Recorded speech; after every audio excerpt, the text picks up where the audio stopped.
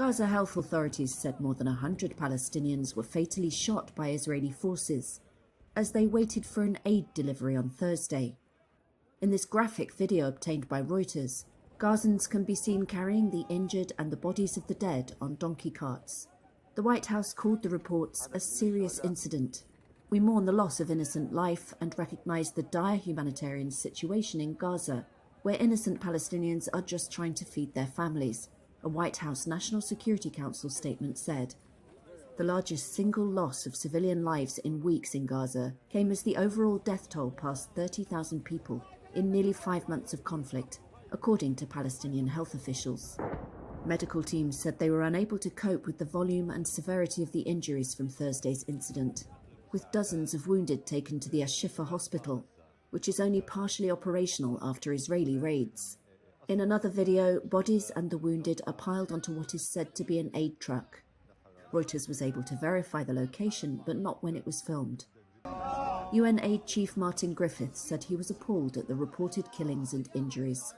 At Kamal Adwan Hospital, this witness, who didn't give his name, said people found out aid would be delivered to the Nabulsi area and headed there.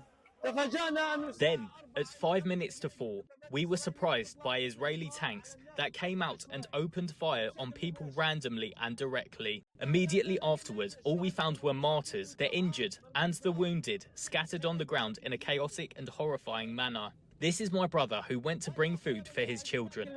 He was injured, trying to get a living. Aid deliveries to northern Gaza have been rare and chaotic, passing through more active military zones, to an area where the UN says many people are starving. Israel has challenged the reported death toll in Thursday's incident. Its military released this video it said showed people crowding round aid trucks. A military official said dozens were injured or killed by being trampled or run over. He said some of the people who rushed the convoy approached Israeli forces, including a tank, which then opened fire.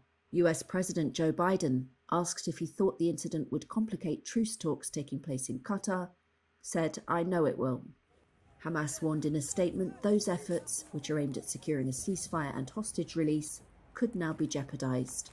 The war in Gaza began when Hamas sent fighters into Israel on October 7th, killing around 1,200 people and seizing 253 hostages, according to Israeli tallies.